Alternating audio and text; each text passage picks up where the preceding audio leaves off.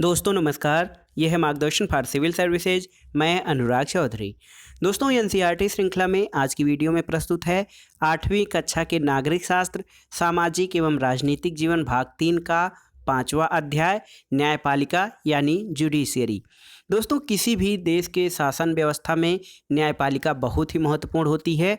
यह व्यवस्थापिका द्वारा बनाए गए कानूनों का पालन न करने वालों के लिए दंड की व्यवस्था करती है तथा लोगों के अधिकारों के रक्षा का कार्य भी करती है। साथ ही कानूनों के व्याख्या की जिम्मेदारी भी न्यायपालिका के जिम्मे है। आइए शुरू करते हैं आज का अध्याय 5 न्यायपालिका। दोस्तों जब आप अखबार पढ़ते हैं तो अखबार पर नज़र डालते ही आपको देश भर की अदालतों द्वारा किए जा रहे कामों की झलक मिलने लगती है। लेकिन क्या आप बता सकते हैं कि हमें इन अदालतों की ज़रूरत क्यों पड़ती है?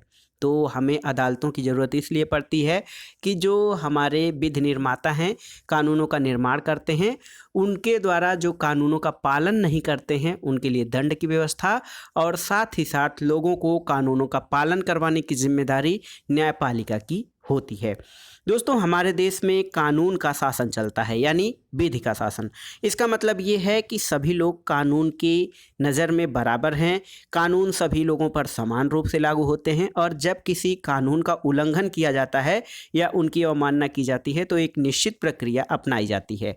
कानून के शासन को लागू करने के लिए हमारे पास एक न्याय व्यवस्था है यानी जुडिशियल सिस्टम। कानून को लागू करने के लिए या विधि के शासन को लागू करने के लिए हमारे पास एक कानून व्यवस्था होती है और इस व्यवस्था में बहुत सारी अदालतें होती हैं जहां नागरिक न्याय के लिए जा सकते हैं। न्याय के लिए इसलिए जहां पर उनके कानूनों का, उनके अधिकारों का हनन हुआ है या उनके स्वतंत्रता का हनन हुआ है, उसको पुनः प्राप्त करने के लिए नागरिक न्यायालय की शरण में जा सकते हैं। न्यायपालिका सरकार का अंग होती है और सरकार का अंग होने के नाते न्यायपालिका भी भारतीय लोकतंत्र की व्यवस्था बनाए रखने में बहुत अधिक महत्वपूर्ण भूमिका निभाती है। सरकार के 3 अंग हैं, आप जानते हैं। व्यवस्थापिका जो कानूनों का निर्माण करती है, कार्यपालिका जो कानूनों को लागू करती है और तीसरा अंग है न्यायपालिका जो कि कानूनों का पालन न करने वालों के लिए दंड की व्यवस्था करती है। दोस्तों जो न्यायपालिका की व्यवस्था है या न्यायपालिका की आवश्यकता है लोकतंत्र में वो बहुत ही महत्वपूर्ण है और भारतीय लोकतंत्र की व्यवस्था बनाए रखने में न्यायपालिका महत्वपूर्ण भूमिका निभाती है। इस भूमिका को केवल इसलिए निभा पाती है क्योंकि हमारे देश में न्यायपालिका स्वतंत्र है और स्वतंत्र न्यायपालिका का अर्थ क्या होता है, इसके आसपास की अदालत और नई दिल्ली में स्थित सर्वोच्च न्यायालय के बीच क्या कोई संबंध है, इस अध्याय में हम इन सब के बारे में पढ़ेंगे। यहाँ पर देखिए जो चित्र दिया गया है, आप जानते हैं इस चित्र को, ये भारत के सर्वोच्च न्यायालय यानी सर्वोच्च न्यायालय सुप्रीम कोर्ट ऑफ इंडिया का चित्र है जो कि नई दिल्ली में स्थित है। आइए जानते हैं सबसे पहले न्यायपालिका की भूमिका। न्यायपालिका की क्या भूमिका है? दोस्तों अदालतें बहुत सारे मुद्दों पर फैसले सुनाती हैं। वे यह तय करती हैं कि शिक्षकों को विद्यार्थियों की पिटाई नहीं करनी चाहिए, वे राज्यों के बीच नदियों के पानी के बंटवारे पर फैसला दे सकती हैं, वे किसी अपराध के लिए लोगों को सज़ा दे सकती हैं और न्यायपालिका के कामों को मोटे तौर पर कुछ भागों में बांटा जा सकता है। तो कौन कौन से जो है न्यायपालिका के कार्यों को विभाजन किन किन आधारों पर किया जा सकता है? तो पहला है देखिए विवादों का निपटारा। दोस्तों न्यायिक व्यवस्था नागरिक और सरकार, 2 राज्य सरकारों और केंद्र व राज्य सरकारों के बीच पैदा होने वाले विवादों के हल करने की क्रियाविधि मुहैया कराती हैं। तो पहला काम क्या है न्यायपालिका का? विवादों का निपटारा। और ये विवाद व्यक्ति और व्यक्ति के बीच हो सकते हैं, व्यक्ति और सरकार के बीच हो सकते हैं, 2 राज्यों के बीच हो सकते हैं और राज्य और केंद्र सरकार के बीच हो सकते हैं। तो विवादों का निपटारा न्यायपालिका का प्राथमिक कार्य है। दूसरा है न्यायिक समीक्षा या जुडिशियल रिव्यू। तो दोस्तों संविधान की व्याख्या का अधिकार मुख्य रूप से न्यायपालिका के पास होता है और इस नाते यदि न्यायपालिका को ऐसा लगता है कि संसद द्वारा पारित किया गया कोई कानून संविधान के आधारभूत ढांचे का उल्लंघन करता है तो वह कानून को रद्द कर सकती है या उस कानून में संशोधन का विचार रख सकती है। इसको ही न्यायिक समीक्षा कहा जा सकता है।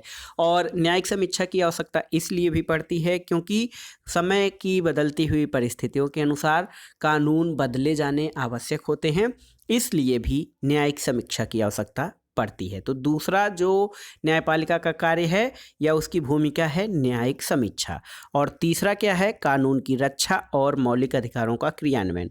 तो दोस्तों, देश के किसी भी नागरिक को अगर ऐसा लगता है कि उसके मौलिक अधिकार या फंडामेंटल राइट्स का उल्लंघन हुआ है तो वो सर्वोच्च न्यायालय या उच्च न्यायालय की शरण में जा सकता है। देखिए, एक हाकिम शेख थे, आपने पढ़ा था पिछली कक्षा में, वे चलती हुई ट्रेन से गिरकर घायल हो गए थे। जब कई अस्पतालों ने उनका इलाज करने से मना कर दिया था तो उनकी हालत काफ़ी ख़राब हो गई थी, और इस मामले की सुनवाई के बाद सर्वोच्च न्यायालय ने एक फैसला दिया कि संविधान के अनुच्छेद 21 जो जीवन का अधिकार है, इसमें प्रत्येक नागरिक को जीवन का मौलिक अधिकार दिया गया है और इसमें स्वास्थ्य का अधिकार भी शामिल है। फलस्वरूप न्यायालय ने पश्चिम बंगाल सरकार को आदेश दिया कि वह अस्पतालों की लापरवाही के कारण हाकिम शेख को जो नुकसान हुआ है उसका मुआवजा दे, और सरकार को ये आदेश भी दिया गया कि वह प्राथमिक स्वास्थ्य व्यवस्था की रूपरेखा तैयार करे और उसमें आपात स्थितियों में रोगियों के इलाज पर विशेष ध्यान दिया जाए। ये पश्चिम बंग खेत मजदूर समिति बनाम पश्चिम बंगाल राज्य 1996 के बाद में ये निर्णय आया था।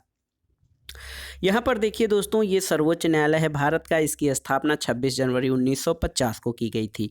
उसी दिन हमारा संविधान लागू हुआ था, यानी उसी दिन हमारा देश गणतंत्र बना था, और अपने पूर्ववर्ती फेडरल कोर्ट ऑफ इंडिया 1937 से 1949 की भांति यह न्यायालय भी पहले संसद भवन के भीतर चैम्बर ऑफ प्रिंसेज में हुआ करता था। इसे 1958 में इस इमारत में स्थापित किया गया था। आइए जानते हैं दोस्तों, स्वतंत्र न्यायपालिका क्या होती है।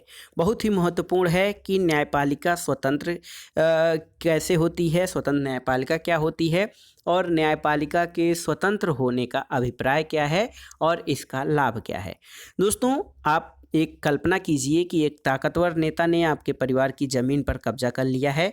आप एक ऐसी व्यवस्था में रहते हैं जहां नेता किसी न्यायाधीश को उसके पद से हटा सकते हैं या उसका तबादला कर सकते हैं। जब आप इस मामले को अदालत में ले जाते हैं तो न्यायाधीश भी नेता की हिमायत करता दिखाई देता है। नेताओं का न्यायाधीश पर जो नियंत्रण रहता है उसकी वजह से न्यायाधीश स्वतंत्र रूप से फैसला नहीं कर पाते हैं, यानी नेताओं का यदि न्यायाधीशों पर नियंत्रण रहे तो न्यायाधीश स्वतंत्र रूप से अपने निर्णय नहीं ले पाते हैं। स्वतंत्रता का ये अभाव न्यायाधीश को इस बात के लिए मजबूर कर देगा कि वह हमेशा नेता के ही पक्ष में फैसला सुनाए, और हम ऐसे बहुत सारे किस्से जानते हैं जहां अमीर और ताकतवर लोगों ने न्यायिक प्रक्रिया को प्रभावित करने का प्रयास किया है। लेकिन भारतीय संविधान की जो संरचना है वो इस तरह से किसी के दखलंदाजी को स्वीकार नहीं करता है, इसलिए हमारे संविधान में न्यायपालिका को पूरी तरह से स्वतंत्र रखा गया है। और न्यायपालिका की स्वतंत्रता का एक पहलू ये है शक्तियों का बंटवारा। जैसा कि आपने पहले अध्याय में पढ़ा था, हमारे संविधान की एक बुनियादी पहलू है। इसका मतलब ये है कि विधायिका और कार्यपालिका जैसे सरकार की अन्य शाखाएं न्यायपालिका के काम में दखल नहीं दे सकती हैं, और अदालतें जो होती हैं सरकार के अधीन नहीं हैं और न ही वे सरकार की ओर से कोई काम ही करती हैं। दोस्तों, शक्तियों का ये जो बंटवारा हुआ है इसको दुरुस्त या व्यवस्थित रखने के लिए ये भी महत्वपूर्ण है कि उच्च न्यायालय और सर्वोच्च न्यायालय के सभी न्यायाधीशों की नियुक्ति में सरकार की अन्य शाखाओं का कोई दखल ना हो, और इसलिए एक बार नियुक्त हो जाने के बाद किसी न्यायाधीश को हटाना बहुत ही मुश्किल होता है, और ये सब न्यायपालिका की स्वतंत्रता के लिए ही ये व्यवस्थाएं की गई हैं। दोस्तों, न्यायपालिका की ये स्वतंत्रता अदालतों को बहुत सारी ताकत देती है, और इसके आधार पर वे विधायिका और कार्यपालिका द्वारा शक्तियों के दुरुपयोग को भी रोक सकती हैं।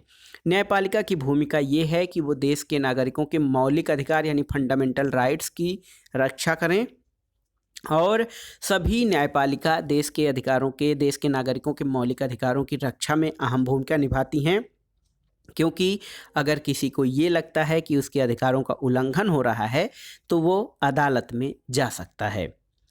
आइए अब जानते हैं भारत में जो अदालतें हैं या न्यायपालिका है, न्यायालय हैं, उनकी संरचना कैसी है। तो हमारे देश में 3 अलग अलग तरह पर अदालतें होती हैं। देखिए, एक पहले निचले स्तर पे होती है, ये बहुत सारी अदालतें होती हैं। निचले स्तर पर आपकी बहुत सारी अदालतें होती हैं, इनकी संख्या अधिक होती है, यानी आधार पर जो न्यायालय होते हैं उनकी संख्या बहुत अधिक होती है।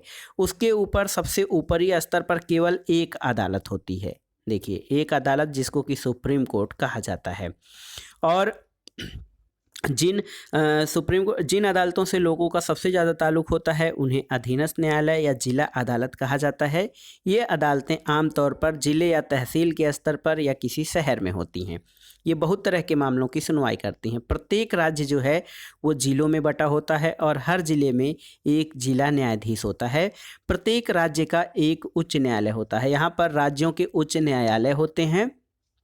प्रत्येक राज्य का एक उच्च न्यायालय, तो जितने राज्य उतने उच्च न्यायालय होते हैं। कुछ जो हमारे स्टेट हैं तो एक उच्च न्यायालय में 2 से अधिक राज्यों का भी क्षेत्राधिकार या प्रतिनिधित्व दिया गया है।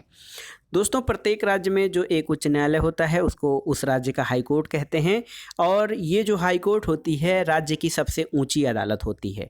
और उच्च न्यायालयों के ऊपर यानी सबसे ऊपर सर्वोच्च न्यायालय या सुप्रीम कोर्ट होता है। ये देश की सबसे बड़ी अदालत है जो नई दिल्ली में स्थित है। और देश के मुख्य न्यायाधीश यानी चीफ जस्टिस ऑफ इंडिया सर्वोच्च न्यायालय के मुखिया होते हैं। सर्वोच्च न्यायालय के फैसले देश के बाकी सारे अदालतों को भी मानने पड़ते हैं। देखिए, यहाँ पर एक पिरामिड दिया गया है। यहाँ पर ये है कि यहाँ पर निचले स्तर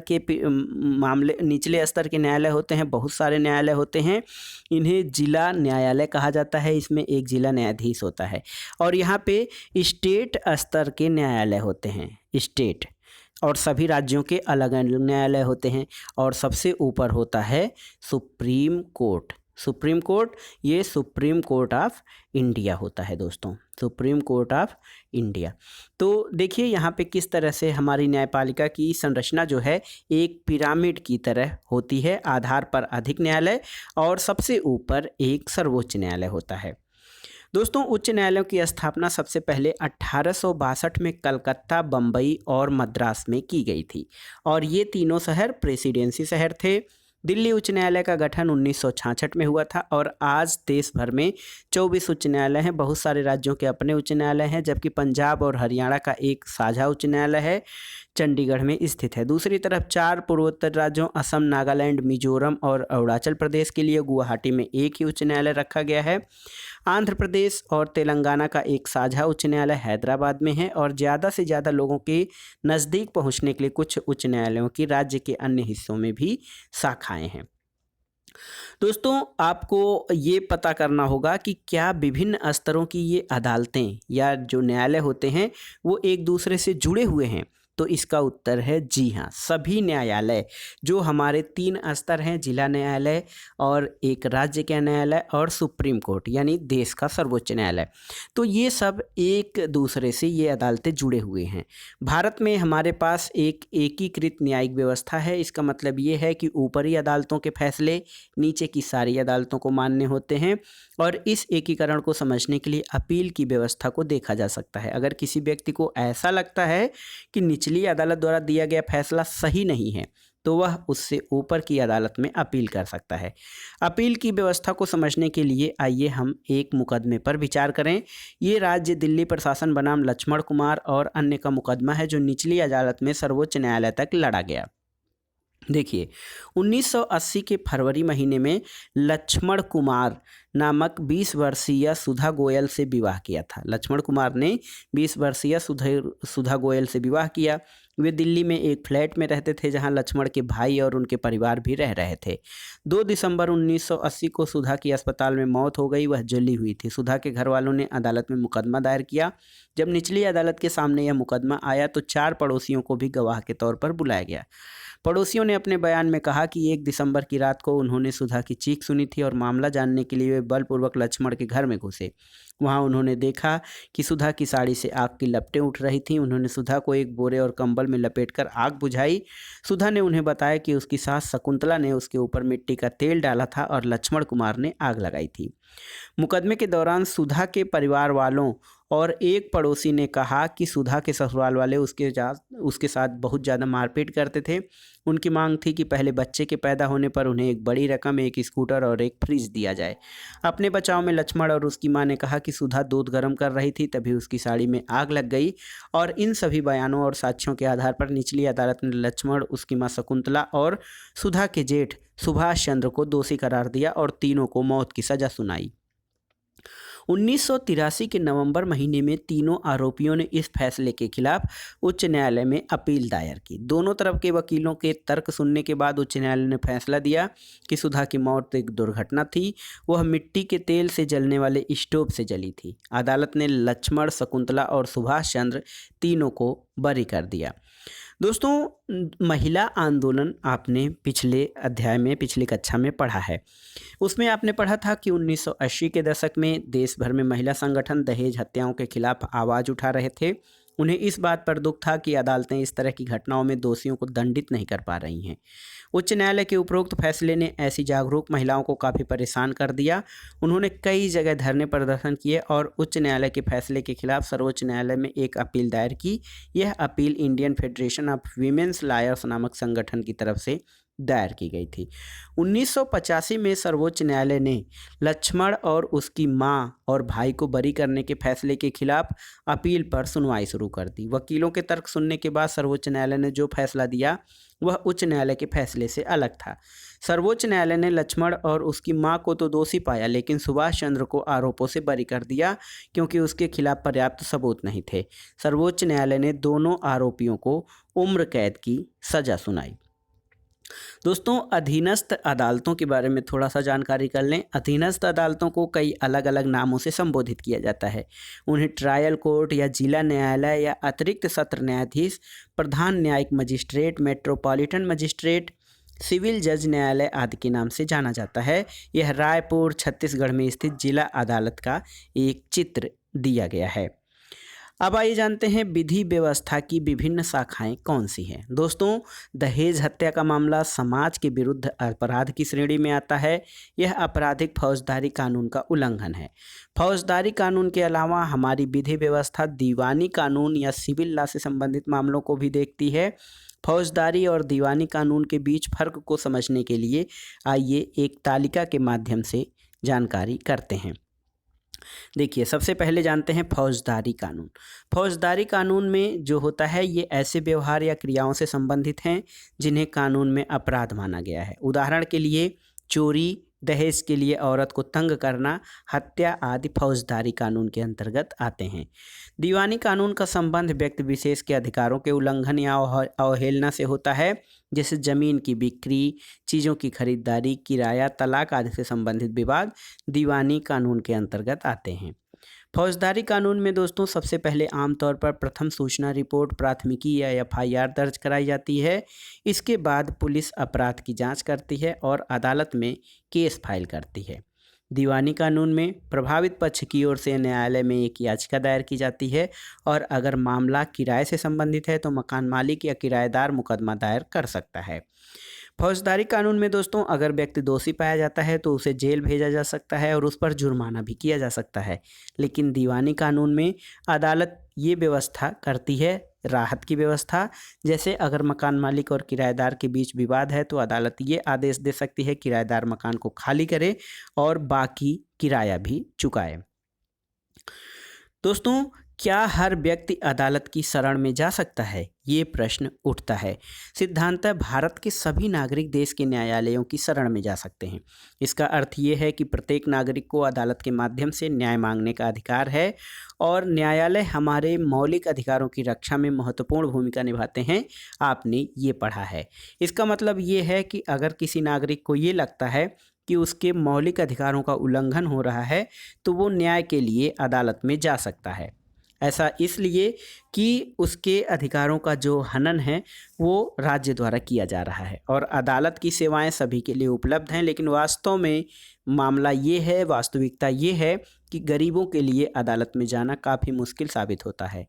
कानूनी प्रक्रिया में न केवल काफ़ी पैसा और कागजी कार्रवाई की ज़रूरत पड़ती है बल्कि उसमें समय भी बहुत लगता है और अगर कोई गरीब आदमी पढ़ना लिखना नहीं जानता तो उसका पूरा परिवार दिहाड़ी मजदूरों से चलता है तो अदालत में जाने और इंसाफ या न्याय पाने की उम्मीद उसके लिए बहुत मुश्किल होती है। दोस्तों इसी बात को ध्यान में रखते हुए 1980 के दशक में सर्वोच्च न्यायालय ने जनहित याचिका यानी पीआईएल यानी पब्लिक इंटरेस्ट लिटिगेशन की व्यवस्था विकसित की थी और इस तरह सर्वोच्च न्यायालय ने न्याय तक ज़्यादा से ज़्यादा लोगों की पहुंच स्थापित करने के लिए प्रयास किया है। न्यायालय ने किसी भी व्यक्ति या संस्था को ऐसे लोगों की ओर से जनहित याचिका दायर करने का अधिकार दिया है जिनके अधिकारों का उल्लंघन हो रहा है। यानी कोई व्यक्ति या संस्था ऐसे ग्रुप या ऐसे समूह के लिए भी जनहित याचिका दायर कर सकती है जो अपने अधिकारों के लिए खड़ा होने में सक्षम नहीं है। न्यायालय ने कानूनी प्रक्रिया को बेहद सरल बना दिया है और अब सर्वोच्च न्यायालय या उच्च न्यायालय के नाम से भेजे गए पत्र, तार या टेलीग्राम को भी जनहित याचिका माना जा सकता है। और शुरुआती वर्षों में जनहित याचिका के माध्यम से बहुत सारे मुद्दों पर लोगों को न्याय दिलाया गया था, जैसे बंधुआ मजदूरों को अमानवीय श्रम से मुक्ति दिलाने, बिहार में सजा काटने के बाद भी रिहा नहीं किए गए कैदियों को रिहा करवाने के लिए जनहित याचिका का प्रयोग किया गया था। दोस्तों क्या आप जानते हैं कि सरकारी और सरकारी सहायता प्राप्त स्कूलों बच्चों को दोपहर का जो भोजन यानी एमडीएम जो मिड डे मील दिया जाता है उसकी व्यवस्था भी एक जनहित याचिका के फलस्वरूप हुई थी। और यहाँ पर देखिए किस तरह के बच्चों को मिड डे मील दिया जा रहा है। दोस्तों आम आदमी के लिए अदालत तक पहुंच पाना न्याय तक पहुंचना होता है। अदालतें नागरिकों के मौलिक अधिकारों की व्याख्या में एक अहम भूमिका निभाती हैं। अदालत ने संविधान के अनुच्छेद 21 की व्याख्या करने के बाद ये कहा था कि जीवन के अधिकार में भोजन का अधिकार भी शामिल होता है। इसलिए अदालत ने राज्य को आदेश दिया कि वह दोपहर के भोजन की व्यवस्था यानी मिड डे मील सहित सभी लोगों को भोजन मुहैया कराने के लिए आवश्यक कदम उठाए। लेकिन एक बात और देखिए, अदालत के कुछ फैसले ऐसे भी रहे हैं जिन्हें लोग आम आदमी के लिए नुकसानदेह मानते हैं। जैसे गरीबों के आवास अधिकार जैसे मुद्दों पर काम करने वाले कार्यकर्ताओं का मानना है कि बस्तियों, झुग्गी झोपड़ियों को बेदखल करने के बारे में अदालत द्वारा दिए गए हाल के फैसले पुराने फैसलों के विरुद्ध है। हाल के फैसलों में झुग्गी वासियों को शहर में घुसपैठियों की तरह देखा जा रहा है, जबकि पहले वाले फैसले में 1985 में ओल्गा टेलिस बनाम बम्बई नगर निगम के मुकदमे में दिए गए फैसले में झुग्गी वासियों की आजीविका बचाने का प्रयास किया जा रहा था। दोस्तों न्याय तक आम लोगों की पहुंच को प्रभावित करने का एक मुद्दा ये है कि मुकदमे की सुनवाई में अदालतें कई साल लगा देती हैं और इसी देरी को ध्यान में रखते हुए अक्सर ये कहा जाता है कि न्याय में देरी न्याय का कत्ल करना है। यानी न्याय में देरी ही न्याय का जो है कत्ल करना होता है। ओल्गा टेलिस बनाम बम्बई राज्य का मुकदमा क्या था? तो इस मुकदमे में न्यायालय ने एक महत्वपूर्ण फैसला दिया था और अदालत ने आजीविका के अधिकार को जीवन के अधिकार का हिस्सा बताया था। और देखिए यहाँ पर क्या निर्णय दिया गया था अदालत ने। अनुच्छेद 21 द्वारा दिए गए जीवन के अधिकार का दायरा बहुत व्यापक है। जीवन का मतलब केवल जैविक अस्तित्व बनाए रखने से कहीं ज़्यादा होता है। इसका मतलब केवल ये नहीं है कि कानून के द्वारा तय की गई प्रक्रिया जैसे मृत्युदंड देने और उसे लागू करने के अलावा और किसी तरीके से किसी की जान नहीं ली जा सकती है। जीवन के अधिकार का यह एक आयाम है और इस अधिकार का इतना ही महत्वपूर्ण पहलू आजीविका का अधिकार भी है, क्योंकि कोई भी व्यक्ति जीने के साधनों यानी आजीविका के बिना जीवित नहीं रह सकता है। किसी व्यक्ति को पटरी या झुग्गी बस्ती से उजाड़ देने पर उसके आजीविका के साधन फौरन नष्ट हो जाते हैं और यह एक ऐसी बात है जिसे हर मामले में साबित करने की ज़रूरत नहीं है। दोस्तों जो लोग छोटे मोटे काम धंधों या गरीब हैं वो उनके पास रहने की कोई जगह नहीं होती है, वे अपने काम करने की जगह के आसपास किसी पटरी पर या झुग्गियों में रहने लगते हैं। इसलिए अगर उन्हें पटरी पर या झुग्गियों से हटा दिया जाए तो उनका रोजगार भी खत्म हो सकता है और इसका निष्कर्ष ये निकलता है कि याचिकाकर्ता को उजाड़ने से वे अपनी आजीविका से हाथ धो बैठेंगे और इस प्रकार का वे अपने जीवन से भी वंचित हो जाएंगे। यहाँ पर देखिए दोस्तों एक चित्र है, इसमें 22 मई 1987 को मारे गए हाशिमपुरा के 43 मुसलमानों के कुछ परिजन दिखाई दे रहे हैं। ये परिवार पिछले 20 साल से न्याय के लिए संघर्ष कर रहे हैं और मुकदमा शुरू होने में इतना विलंब हुआ उसके कारण सितंबर 2002 में सर्वोच्च न्यायालय ने यह मामला उत्तर प्रदेश से दिल्ली स्थानांतरित कर दिया था। यह मुकदमा अभी भी जारी है और इसमें प्रोविंशियल आर्म्ड कांस्टेबलरी PAC के 19 लोगों पर हत्या और अन्य आपराधिक मामलों के आरोप चलाए जा रहे हैं और इस मुकदमे में 2007 तक केवल 3 गवाहों के बयान दर्ज किए गए थे। 24 मई 2007 को प्रेस क्लब लखनऊ में लिया गया ये फ़ोटो है।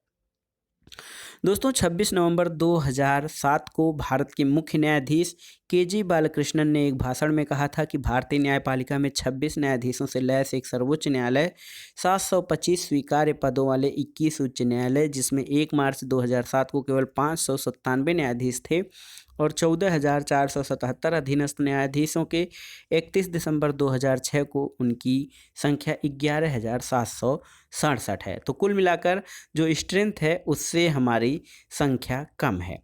दोस्तों इसके बावजूद इस बात से इनकार नहीं किया जा सकता है कि लोकतांत्रिक भारत में न्यायपालिका महत्वपूर्ण भूमिका निभा रही है। न्यायपालिका ने कार्यपालिका और विधायिका की शक्तियों पर अंकुश लगाया है और नागरिकों के अधिकारों की सुरक्षा की है। संविधान सभा के सदस्यों ने एक ऐसी न्यायपालिका का बिल्कुल सही सपना देखा था जो पूरी तरह से स्वतंत्र हो, और यह हमारे लोकतंत्र का एक बुनियादी पहलू भी है। तो दोस्तों ये था आज का वीडियो।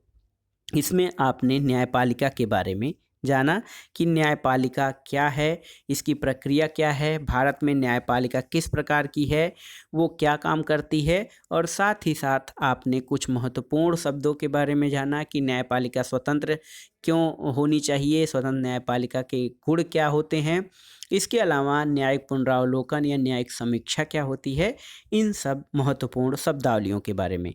अब इस अध्याय में आए महत्वपूर्ण शब्दों को शब्द संकलन या टर्मिनोलॉजी के बारे में देखते हैं।